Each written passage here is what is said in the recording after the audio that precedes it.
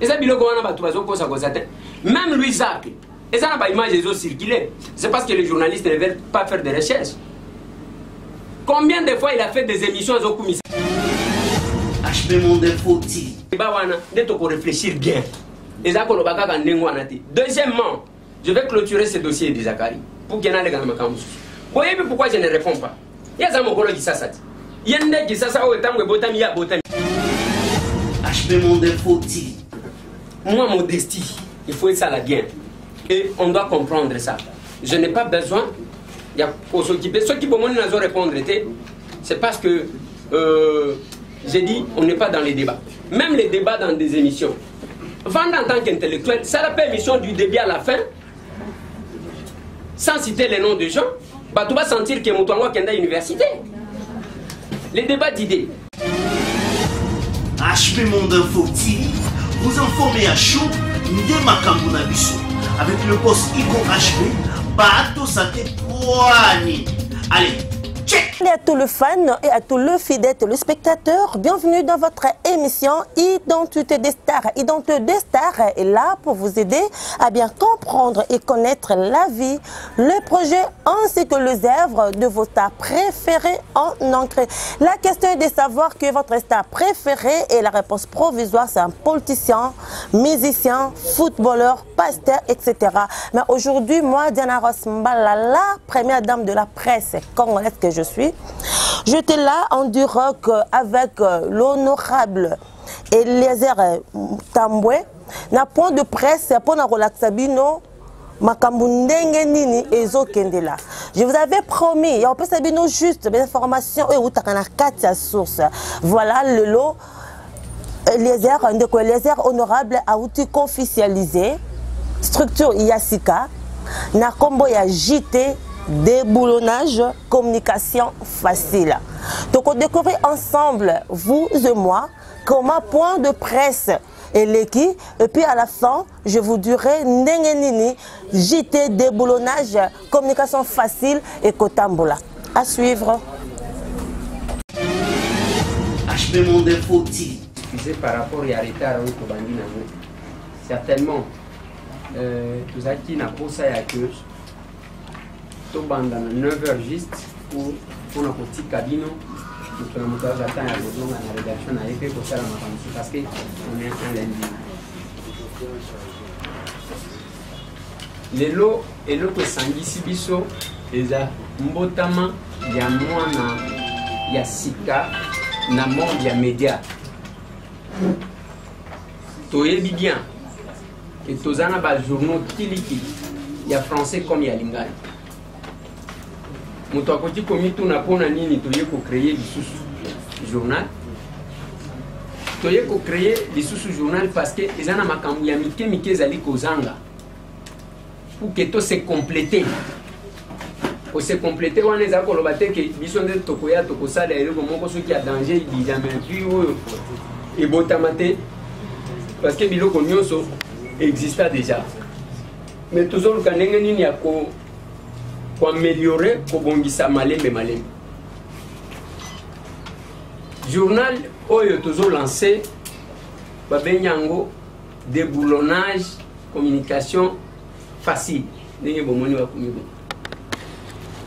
Et ça, beaucoup de reportage, na batu balati, soit bapolo, yaboye, soit ba chemise, soit ba gilet parce que nous sommes toujours ba ezali. Tozo ya kosala ni. Ya liboso journal télévisé de boulonnage et kotia accent mingi na makambo politique. Boyebi ke na lingala la plupart ya ba journaux to accent mingi na ba fait de société. Ça c'est la première différence. Donc j'étais de boulonnage, communication facile. Beaucoup banda comme nango, ils ont banda na ba fait politique. Et puis beaucoup mon traitement il y a information politique. Beaucoup sentir même ba reportage, même commentaire il y a ba fait politique et que c'est beaucoup banda sentir ba nuance. Quand il s'agit d'une question politique, beaucoup de commentateurs n'enga ko PC. Quand il s'agit d'une question, il y a fait de société, beaucoup de commentaires, il y a un peu. Tant que beaucoup de eloko ya matanga, beaucoup de capé, ça c'est le premier élément. Autozopé sabi. Yami Balé, journal Autobengi, déboulonnage, communication facile. La plupart ya biloko, ndenge to vandi na binoa. Tobo sana Congo. Nyonso to salaka, ils ont concentré na Kisasa. Yango moni même quelque part là, to préféra ka kocha Kishasa. Mais j'étais de boulonnage et commanda kosala la bino musala dans le Congo profond jusque dans la diaspora. Boko banda kolanda ba élément et le comment ko salemi lelo na Bruxelles, bolanda on a j'étais de boulonnage. Et le lelo et salemi na États-Unis, bolandi yango et salemi na Ariwara.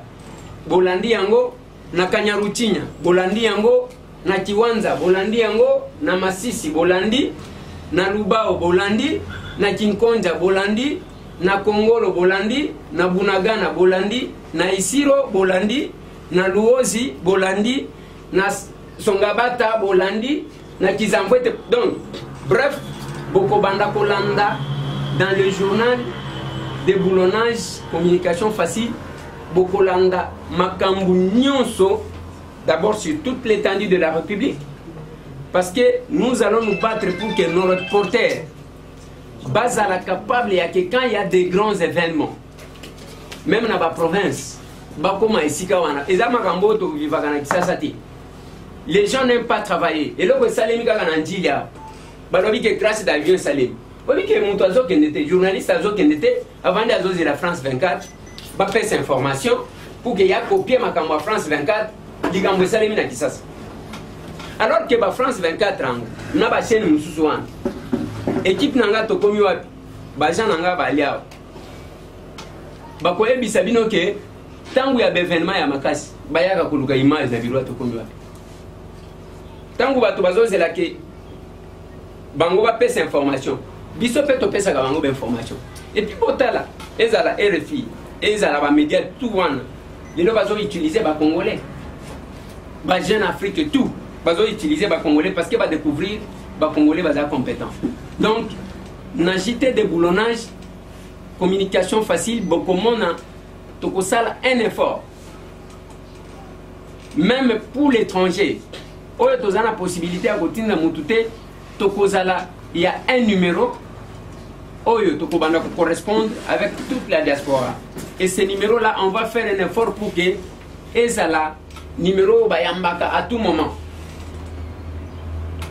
Ndelo, Oyezana Kati agité de boulonnage. Nakati agité de boulonnage, communication facile. Donc, Nenge Tokola, de boulonnage, on les a comboté. Ne vous en faites pas. Toko lutter contre les antivaleurs dans tous les secteurs de la vie. Parce que spécialiste intimider. Je vais vous donner un petit exemple. Toké Kosala, bomoni concession il y a cimetière à Kinkoli. Concession tout, bamjou basiba kende pas José Makilabon. Donc concession nyo surtout wana ezana mutu moko abimia lobi ke ezaye à Somba. Le Gol les a Somba, il y a presque 16 000 personnes. Donc même cimetière il faut on a des guerres des gens. Tant que tu as pamba, on dit que Kobanga ils osent battre parce que ceux qui ont dit qu'on doit venir intimider c'est gazo bang. Est-ce que on est en salle député place jugement et allés exécuter au Gessani. Nathalie c'est avocat mon alobi. Nazana mawaya mutoazo qui avocat. Il y a liboso incompatibilité mon côté et ça entre cause à la journaliste et cause à la députée. La loi des lois, la constitution article 108 et peut si ba fonction o eza incompatible na musala qui journaliste. Biso bazwa qui décision à gopé qui sabiso parce que bazo bang. Mais batongo bazwela qui décision wan ezaka batumi bali de bazaki ko présenter l'émission ezanga monsieur Tambwe na monsieur Léon nembalemba Molière. Mais le quoi Molière a dit que biloko wana ils ont contre la loi mobeko moko te pekisi. Et on a continué comme ça la démission sans problème. Parce que pas besoin de décision mon côté. Moi je suis cette difficulté là parce que je travaille avec les chaînes partenaires, bazo intimidé pamba et pas c'est ça qui oyo asilangala. Donc c'est pour vous dire que tant bozo mona soit qui likamwe salemi quelle que soit place et salem JT de boulonnage et bokomona ban. Ils seront là. Et nous allons nous organiser. Heureusement, ils ont JT Botami pendant qu'il y a eu un changement à la tête au sommet de l'État. Pour Biloko Wanake, Likolo Babengi, na JT de boulonnage, communication facile, et aussi mbaté parce que place en Wana Balobake, Babengi Likolo. Likolo paye, Tokoma. Donc c'est ça au moins, et l'autre biso de Gossala. Donc nous allons nous mettre. Ceux qui t'ont suspecté, il faut évacuer. Les journalistes, service, la prise en charge de la personnalité soupçonnée par votre média. Jusqu'à ce que la vérité soit. Et nous mettrons sur la place publique ce qui sera découvert. Donc, bref, c'est ça. Les lots que présenté, bino, mon équipe. Donc, je parle de l'échantillon. Il y a bateau baza présent parce qu'ils en ont bamusous bayete bamusous faut découvrir et ba demande paysamment et nous sommes en train de tamiser pour voir qui sera là qui ne sera pas là. Donc nazo su qui sawana peut-être na woti que la yoka moi liloba mais avant que nati que la liloba la ligne na fixé opinion na eloko moko. J'ai laissé quelques zones d'ombre. Il a posé la mitouna na bin. Et ici, vous allez poser toutes les questions, même Oyo, et Oyo en enfer. Oyo bozomona ke Oyo Oyo en lifelo. Olio bima olio batubayo kake botuna ki angote. Nievo botuna yango. Nous sommes à mesure de répondre à toutes les questions sans tabou. Merci beaucoup. Tu as complété? Nazo pesa Jérémy, moi liloba moko, parce que je voulais le présenter avant, mais nous présenter la question, peut-être une échange de questions. Voilà, Jérémy. Ok, merci. Bonjour à tout le monde. Dans la zone qui moi si ma pour présenter sous l'excuse par rapport à il y a temps, l'État. Na bandi na osala beaucoup plus na musala. Biso da JT de boulonnage, communication facile. So boyoki déjà dans le sport dans le but aux ongi sibino l'époque ya papa ikamba. Cela veut dire na sens ya professionnalisme. Ba to bande ba mama ya linga la ezali ba ikamba yo leka ba bolo bonza quoi. Donc et puis nga za mona ya ikamba yo leka. Donc na zongi na sama ko papa na ngai pour na s'inspirer bien et puis token de plus loin possible. Alors ndenge honorable ou l'initiateur il y a JT Auti Goloba ok et tu la plus pas professionnel tu la pas commentaire ndenge ou pas commentaire dans nous en tout cas surtout que nga voix ebani mingi alors voix wana boye pas voix parce qu'il faut changer mais ce qui est un musicien dans le baquet je reste avec ma voix mais na pas mélodie mususu donc slogan est ma kassi il y a déjà so boka sport so boka lo mo betamona ya yo si o mona donc il y a mon tous avo mikolo et puis pablo belé sali wana et puis na liga ko Barcelone mo to sala na réplique mon na kati statut na ngai mon statut donc statut et ça lit beaucoup plus pour na ba image et ça la sisé na ba réseaux sociaux yango to ba no sala wana. Mais na kati image wana to tika on kaka bongote parce que nous va ba image on sait qui et l'équipe bongo mais biso moi je crois que bon bandota la image wana et puis na suka to banda ko tirer les sons na kati image wana to banda ko teya pour la ça to image belo to la ko bon na to sait qui mais ça na les sons à tirer na kati et puis à part ça to y a un système moko honorable à l'objet côté il y a journal biso ba journal bela lingala to zaka na ba invité du journal penza mais biso to ba no sala fort na édition nyonso to zaka na invité du journal oyo to banda ko lobela tel ou tel sujet. Cela veut dire mais c'est X to société Y il y a lobela makam na bango ba ko zala na biso na plateau comme invité du journal. Au cas contraire, Toros à la paix sur même plateau, il y a présentateur, mais Toros est invité. Donc, vous avez la façon de tomber à France 24 pour moi, et vous avez vraiment vous avez la plus professionnelle, vous avez la propre. Donc, ça, il y a qualité. Et nous avons un slogan, un slogan, et ça, il y a un slogan, toujours le micro. Bon, si tu as un meka, tu as ça là. Donc, et ça, Moussala, tu as ça là. C'est-à-dire, tu as bien, tu as tâtonné. Dans le cas de Bissona, bon, on a bilongio boyebi, mais tout ce temps il y a travail pour coacher partout dans le système autosoi nango pour améliorer tout ça un plus né Félix choisir ko lobaka ko pour moi mozo to nzoto public coordonnateur ya lokole ya Congo motu ne pas ya mona ko lo pa mon de Eliezer Tambwe les lots de boulonnage à Botami na ngena ye ba sort ya magazine to komi wapi et komi wapi kasi yami balo lopi makambetali couverture na Congo profond makokini ne de Eliezer za na yango ya kotinda ba correspondant partout na ba province nyonso ya Congo pour na couvrir ba événement et représenter moi à Kinshasa. Merci. C'est vrai, on explique, mais on dirait à mon éclairage des journal télévisé, déboulonnage, communication facile. Pour perception, on va dire le mot clair et simple. Pour déboulonner, banane. Pour déboulonner, la clé nini. Pour déboulonner nini. Parce que dans la minute, le magazine est belé, on reconnaître en haut et existera déjà. Alors, on y a bino oya pour bakisa, il y a plus malgré tout le bana naza penza convaincu.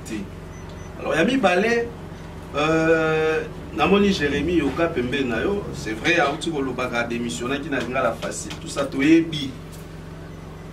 To yebi pas condition, il y a longoleli aye bosangani bosali plan oyo yo tient au poids.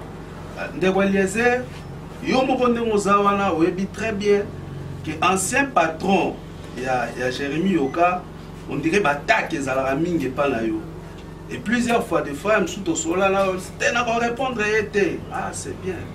Mais au moins que pour on dirait, c'est une façon pour nous répondre, ça gifle au bêtier, ton dénenine. Alors on a qui un peu pour expliquer et bisoto parce que on dirait tout le monde bataille et il y a belé pour Jérémy envie de répondre mais voilà les façons on le on dirait que tout le monde la moto au niveau pélisser sous moto. Alors voilà des petites questions à l'aide pour l'envoyer merci. Au banda tombalbai au que ça la fête de société ma colotina cabine kota barungu ata yomo ata kimupaya. Donc comme je venais d'arriver donc ils allaient kinengwa.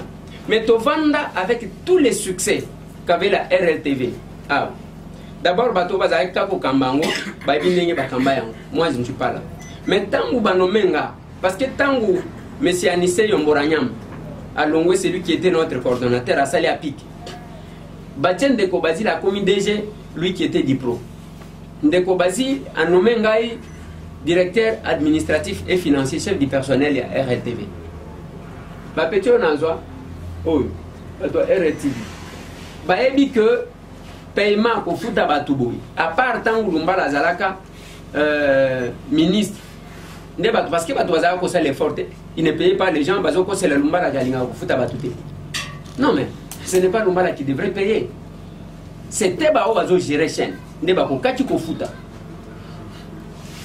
quand je suis devenu DAF, j'ai mis quand même l'empreinte dans la. Les lobes petits dans l'année où on a bango na moko na lobaka na bango na loba na bango tangu to réouvrir RLTV na lobi petit mokumba o na lembi bozonga kasi bisika na zwa bino ba pikla. Qu'est-ce que je vais dire par là? J'ai commencé na zakana sponsor te tilelo na tokomi wapi parce que y a sensibilité zaki na tokomi wapi zaki c'est en opposition même ceux qui ont pas ça quelque chose ba kolingate mais Ndekonangai, tala taba chaîne à part bato ba voyager na ba ministre na ba excellence ba ba na ba poche ya ba officiel yebi sanga chaîne na zolo ba chaîne à part que yazana délégation à Mutuku chaîne oyo tindaka faire voyager ba jana ngolo kola magazine to komiwa na kisasa na souci à reportage toza na kisasa et je l'ai dit à la télé chaîne moko à part que wana voyager kana ministre ou voyager kana premier ministre parce que biloko ngo accréditation wana na gouvernement awezo bima siko to komi na clé ya ko faire accréditer ba bato oyo ozomona jité de boulonnage bakozala na baministère tout baza kutumuke c'est parce que tozo filtré parce que tala nombre ya baministère wana ekubi est-ce que bato baoko parce que chaque ministère ekozala na posa ya kodeboulonner donc bakozwa bango bakozala muke donc on va commencer à ajouter na bacollaborateurs tokotia bango c'est pour vous dire que question wana ozoloba mpona kofaire voyager mutu c'est la volonté politique c'est la volonté. Parce que même bato yo moni bafutaka bato te eza kozanga te mutema mabe yake ye ya yembongo amona kangoka muke kaka muke non soki okana na mutu ofutaka ye $10 OK pesa ka ye $10 na ye wana à tout moment bato pe bazoko sa bato ndenge nini aye wana te bato bon je vais commencer à vous payer $500 OK afuti $500 wa moi mo Ozeli pona futa lisusu ayeko futa 8 mois après. Nda futi 500. Ça là ce qu'on calcule, mutu wana futa bato combien? 50. C'est ça les calculs que les gens ne font pas. Donc pendant qu'on voyage de konanga na le kaba étape 1 pour trouver un billet d'avion. On dit katumbi azoya na Lubumbashi. Ngayer moko na ozala na mboka. Mais équipe n'a pas posé en je n'attends pas que Moïse m'envoie l'argent. Pour ceux qui ont un magazine, journal, nous sommes même incapables de foutre le mouton pour billet. On doit fermer. Les billets d'avion, c'est combien? C'est $250, je pense. 340. 340. Ça dépend de là. Papa, billet à cher na Congo, c'est combien? 500. Ok. S'il y a une information importante, je vais me sacrifier, je vais envoyer une équipe. Je vais le faire, papa. Parce que je vous promets, tout ça là, petit avion. Un petit. Avion, sans sponsor. C'est la volonté. Il n'y a que un souci à ça. Nous allons le faire. Ça, il ne faut pas avoir peur. Bon, Antimo Salobi d'abord la loi. La loi, on va se battre, mais la loi qui régit les médias, ils en ont. Ils ont dit que, vous comprenez que les médias en français, na Kinshasa, ils ont malembe. Oui. J'ai voyagé avec Christian Lusakweno en 2010. Non, en 2011, je pense. Je voyageais quand on a une fois, quand on a la province. Un jour, je connais Kisangani. Alors, j'apprécie ce que tu fais. Moi, dommage que moi je parle pas français. Moi, et je ne parle pas lingala, je ne parle que français. Les lots chrétiens du Sabon on a top Congo, à ça l'émission de lingala. Donc, lingala, ils ont benaka batu, malembe. Viens en Jean-Marie Kassam. Aux acquis comme on a négazolo, azolo balokola zana France. Les lots Hollandi viennent en Jean-Marie Kassamba, a commis ça l'émission de lingala. Donc, l'ingala est allé s'imposer. Il y a que récupérer la loi qui régit les médias. Et comme on a l'ingala, ça ne vous en faites pas. Même les gens qui négligeaient, il y a l'ingala, comme on a qui va s'appeler intellectuel. Les lots, vous allez constater que tout le monde veut se déverser dans l'ingala. Donc, on a un problème exacté. Vous voyez que déboulonner banani. Nanini nandengeni toye ko déboulonner d'abord il faut tala na ba média na biso. Moi quand j'ai commencé, je l'ai toujours dit, quand j'ai commencé Moussala Rouge, nazaki comment la presse était envahie. Aux hommes nini place maman oye retard ce qui m'a place au centre de travail. Ouais. Alors Tango Otali, le média à un moment donné, Ezaki a envahi.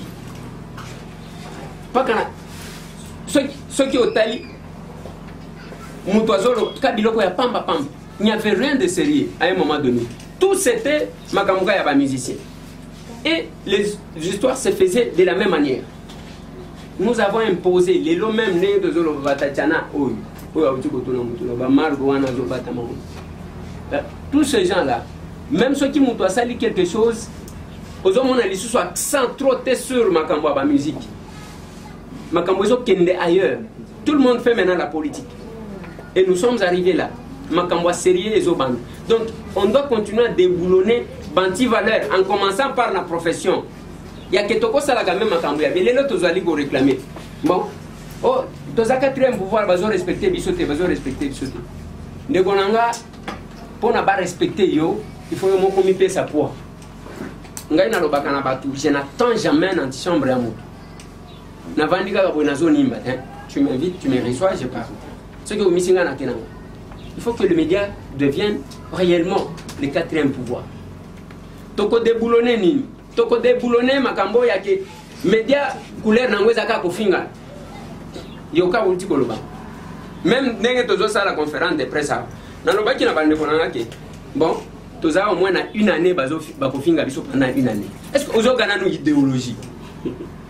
Donc ndenge tozo ça la boye. Dans le baki na bande oki awa toza na une année ya mafinga. Tu trouves ça? On doit déboulonner le système wana. Amène les idées, nga peine à même idée. Je vais essayer d'insister sur un truc parce que na moni même Tatiana a insisté na réponse na Zakari. Na ligne surprendre peut-être bien. Au moni Zakle wana. Zakle azamutu moko nga na ndimaka na ndenge ya bimela. Mengana sala kailoko mon côté, ndenge mon côté na Zakle. Ce n'est pas parce que nous sommes dans les médias que nous faisons les choses de la même manière. Zakle ndenge ozomona yewan. Azaki mutunanga on s'appelait à tout moment. À tout moment. À tout moment. Togo Solola, il me respectait, moi aussi je le respectais. Mais du coup, na monika dans la campagne électorale, Tozana a mis en commun, Ngaina Zak, a mis en commun, alors il a dit, Zak, la zo, silikazo, le babou. Oh, Silikinin, est-ce qu'il y a sali? Bon, le col a mi bali. J'ai pris mon téléphone devant notre ami en commun qui m'entend. Azo Kanga. N'a vu téléphone, n'a benga Zakle en mode main libre. N'a lobi Zakle, les années, abandiko, tombo, na yoki kazana kanda. N'a lobi, te nazo benga yo en tant que bana mibali. Ceux qui, les années loko, ça là qui ont mabé. Limbisanga, nous sommes des hommes, peu évolués. Mais les gars qui koyo kanga, abandiko mati. Oye na terrain nanga, okomona, nga ki chassa oyo. Loko la boyebi kaka ke, ki chasse zaka ya mutu moko ti. Batunyo so bazaba pai. Bon, alors que nenge tozaboye quand même ils ont ba famille oye bana na kisasa ils ont ba famille ya balito ya ba kisombe ya ba moleka hein ozomona ba famille ba bemba mais famille comme ya mutu moko nazakuna ekin e comme ya mutu moko nazakuna te alobi nanga ke akola kisangai. Ceux qui vont voter, place à la télévision, tout ce que vous voulez. Je suis obligé de vous dire ça parce que les gens sont en train de patauger dans les flous. Et d'abord, comment ça a commencé? Et puis je lui ai dit, moi je voulais juste me laver et pas naïo. Parce que nous avons pas polémique, nous avons pas conflité, je ne suis pas rancunier. Ceux qui ont écart de langage, il m'a menacé à l'Obana qui est à la place pour voter. Il n'y a pas de sayo qui n'a pas de sas. Token a élection. Et mais j'insiste sur une chose. Et ça à mon côté, je n'ai pas créé les journaux pour répondre à Zak. Qui du reste, Zak a sala vinaye, a sali kombo naye, na domaine naye, na secteur naye. Mais c'est un villageois de son état. Au besoin on a vélo. Hein? Mais c'est un villageois de son état. Au besoin bango bazui découverte bazui vélo vélo wana na kangisa nango photo na uti poto biso toza batu te yake osombi ka leçon te makelele. Je vous ai invité ici dans la conférence, c'est chez moi ndako nanga que na tonyango na mbongo ya muto qui a profession brique par brique. J'ai acheté ce terrain en 2010. Voici nanga alekia basi basomba etikala kandambo. En 2010, j'ai construit brique par brique jusqu'à ce que j'ai fini. Yango moniko koboya ke batu baya kosala découverte place basala la découverte na tia marquoir ba commencer mona mukolo lupango parce que batu ape perdre msu bazaka en face ça pour que balo bateke omoni akosa kabino alia ka mongo hein, tu mangeras la sueur de ton front. Alors j'ai fait ça même moi en tant que tamboué, en tant que villageois. Okobanda kosala te ke lelo balambi soso epa na yo il faut mokili mobimba bayeba ke lelo yo lié soso. Ce n'est pas ma vie. Ce que somi mutu yo osio yo kanani nazaki na syndicat de Kolo avant-hier. Aye il m'a cherché. Aluki villageois. Katumbi aluka villageois. Ndenge na zaboli tous ces gens batu nyonso wana bomona ngai na kenda ko beta konko epa mutu te. Baluka un villageois. Boyoka kanga te na makambo matulu. Et je vais mettre la discipline na tokomi wapi na JT de boulonnage. Ponani, bazana nga bazawa. Même ceux qui azana nzala okoyeba te. Basenga ka jamais mutu transport.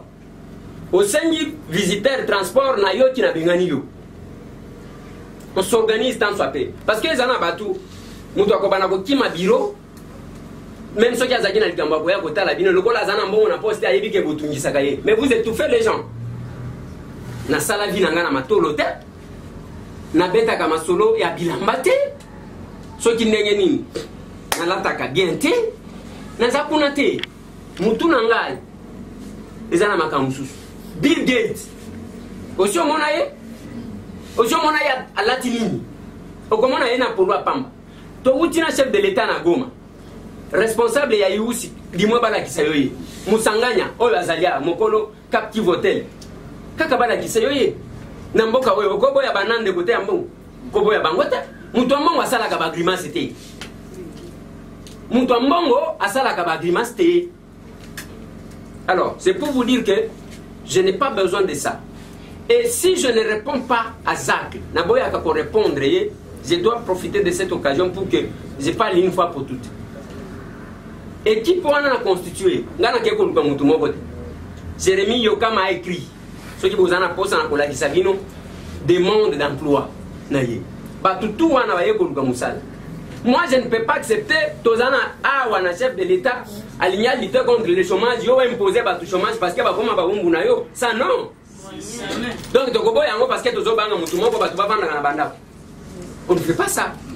Je ne le fais pas parce que je dois répondre à quelqu'un. Moi, dans mon balio, Toso Azali Antimos. Vous voyez bien que Jérémy était mourant sans l'accident. Il fallait abandonner le nôtre. Pasteur Nani. Oui. Donc, nous sommes allés voir Yoka. Yoka Lobananga Bandakana.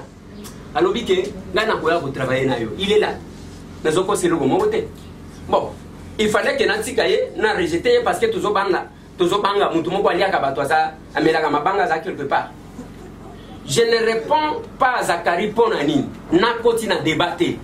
Mukolo akokotaka na débat soki alinya kota débat. Je vais le répondre. Quel est le débat? Nazalaki journaliste. Tala interview kozala journaliste et zakoti micro yomo gozomi lobela di début à la fin. On reconnaît un journaliste à travers les questions pertinentes à opposer. On lobby qui en tant que journaliste, tala ba reportage, ba émission à makati ba question makati na tuna na vinanga. Ngai na mboka oyo par Joseph Kabila. Nani na yambate. Qu'on me cite quelqu'un. Ça c'est d'abord d'un côté. Il y a côté côté à profession, je suis parmi quand même Batoubasala effort. Je ne suis pas grand parce que biso villageois tout ça ba grand. J'ai un parcours dans les médias. Na banda na radio. na kena presse écrite la prospérité zana kisasa. Et ça biloko wana batu bazokosa kosa te. Même Louis Jacques, et ça n'a pas image ont circulé. C'est parce que les journalistes ne veulent pas faire de recherches. Combien de fois il a fait des émissions à Zokumisanga? Qu'il y a un monde oyo, na une vision nanga mususu esimi. Bossi boyoka ke aloba ce qui ndengenini, tout ce qu'il raconte là, c'est pour plaire à sa bouche. Je ne l'ai pas répondu parce que côté wana ezate.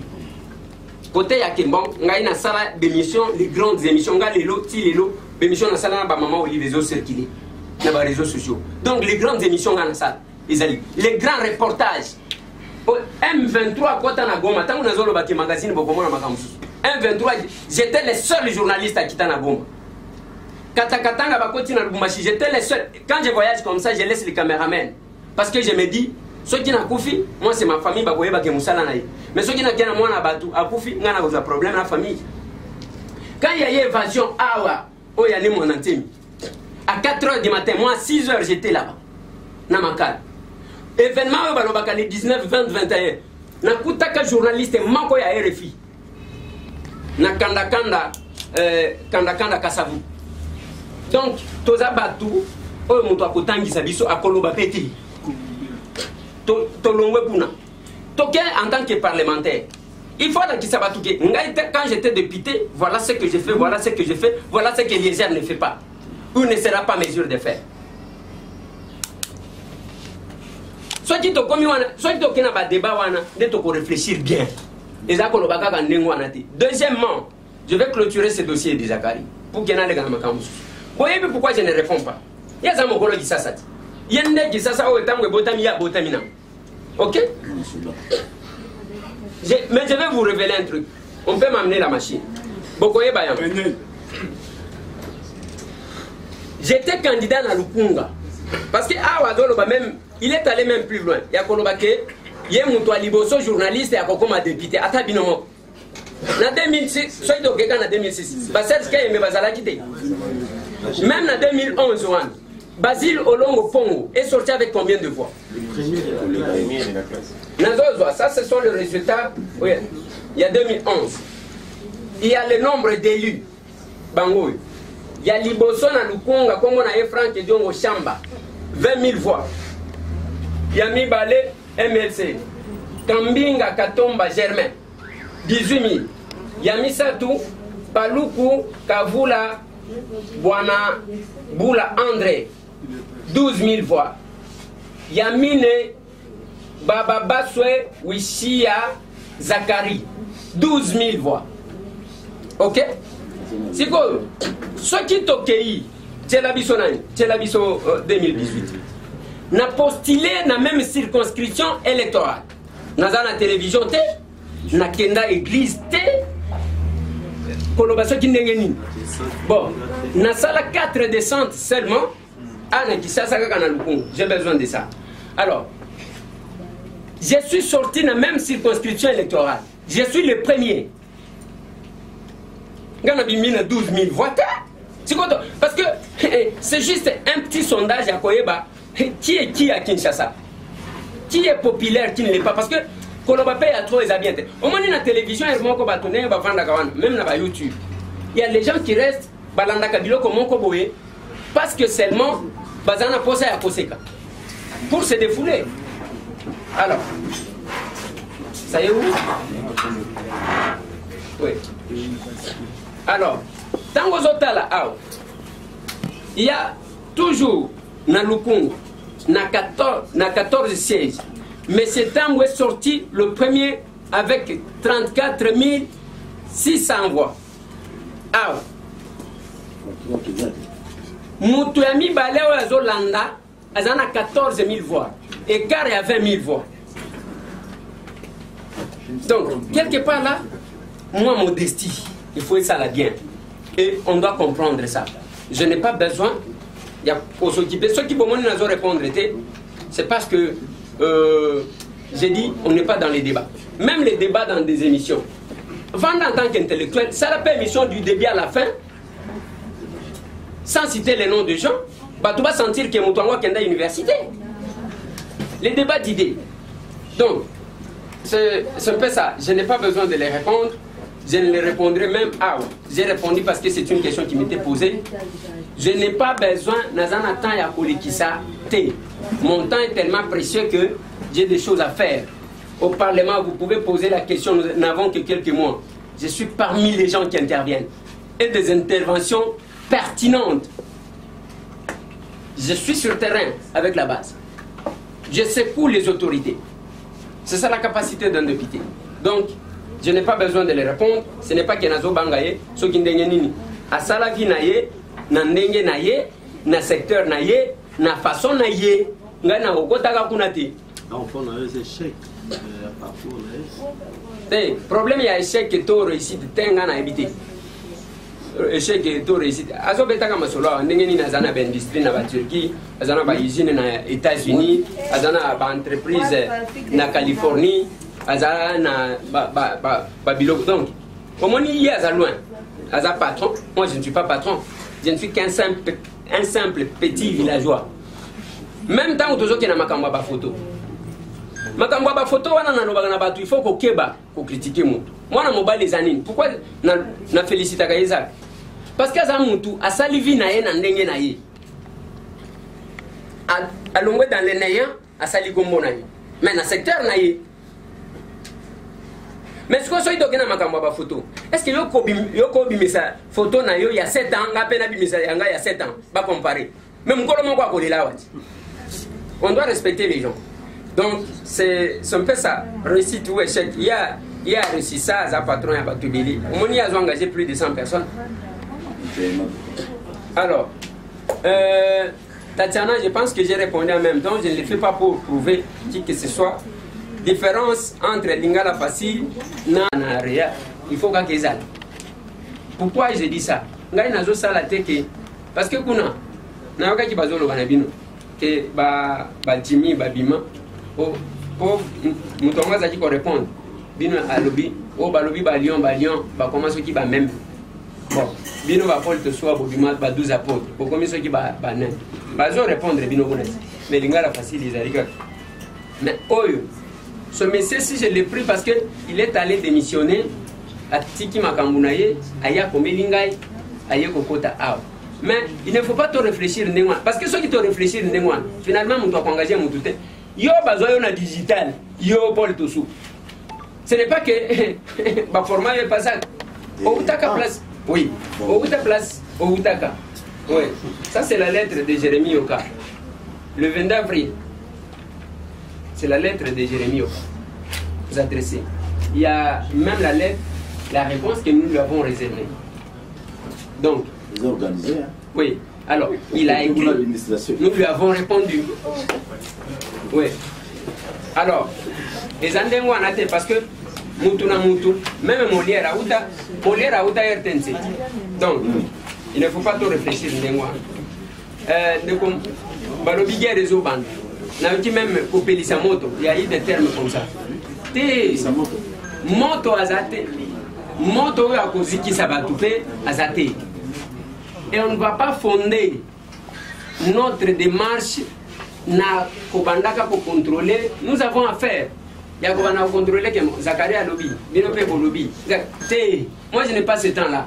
Pour preuve, ça fait autant de temps Azofinga Gangai. Azofinga Gangai, abandaki na campagne électorale. Mais quelle que soit ma finga naye, na bimi première place ya bima na 12 000. Donc pour na comme place na zali faut azwa na ya multiplié par 3. Donc c'est ça la grandeur. Donc ce qui au longue kuna tout ce qu'il fait parce que lui a le temps pour ça. Ngaïta là ba électeur. Osoya nanda ko pana ngati. Donc talaba électeur. Chaque jour, Talaba descend sur le terrain. J'ai tellement à faire, peut-être que Yoka va s'occuper de ça. Je pense que j'ai répondu à toutes les questions. HB Monde Info TV, Voilà, c'est la fin de notre point de presse. Comme je vous avais promis, dorénavant, na ba chaîne soit locale et pourquoi penser à l'internet, Tolanda JT de boulonnage, communication facile, pour nous avoir communication, pour nous avoir information, wabi culture, politique, etc.